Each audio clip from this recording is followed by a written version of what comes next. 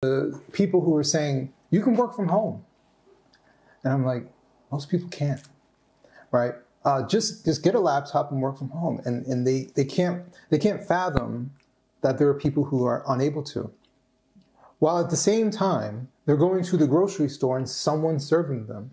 They're ordering DoorDash and someone's bringing them that food.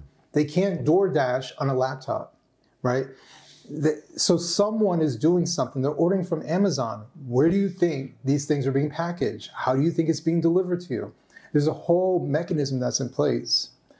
And they can't grasp that understanding that someone else is not in the privileged position, and it is a privilege to work from home. Absolutely is. But someone else isn't always in that position to do so.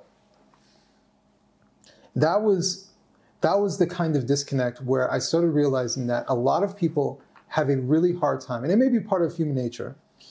No, but I think our society is deeply unequal, right? And it's unequal in exactly that way. I mean, many ways, but it's exactly that way for sure. I mean, I call it the laptop class, right? And a lot of the laptop class, they really don't understand the vast network of people that allows that kind of lifestyle to exist.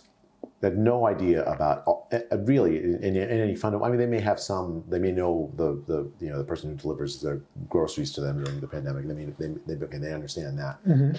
But someone has to grow the food. Someone there's no. You have to keep the electricity running. You have to the Amazon package. Someone has to go and to put it, make sure it goes in the right place. I mean, there's just a vast network of people, and I didn't even scratch the surface of them.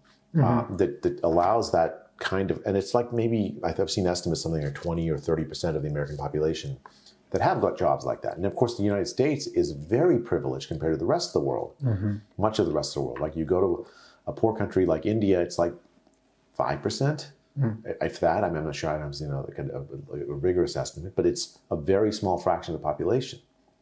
And yet we designed a policy that has said, stay home, stay safe, keep your kids out of school. They just have them do Zoom. Right. I saw some estimates out of Uganda. 15 million kids did not go to school. Not Zoom school, nothing, Adam, nothing, zero school for 2 years. We robbed a generation of those of poor kids in poor countries. And this is even more heartbreaking. 4.5 million of those kids never came back to school in Uganda. 4.5 million. And it turns out, according to this UN report I read, that it was a lot of those kids were sold into sexual slavery, child labor.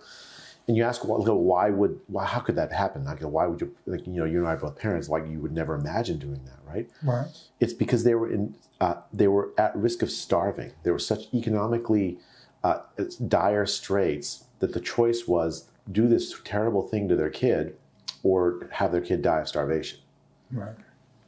Right. Can you imagine? I mean, and the idea that these lockdowns are like a virtuous thing, and you hear these stories, you see what the actual reality of what it did to people, the most vulnerable, the poorest of the world. It's almost unimaginable. I can't fathom how a lot of people who they study the social determinants of disease, they study inequality, and yet they stayed silent. Right. How did they not see immediately? First time I heard of a lockdown, among my first thoughts was, okay, every single poor person in the world is going to be harmed by this. Mm. And I think that actually happened.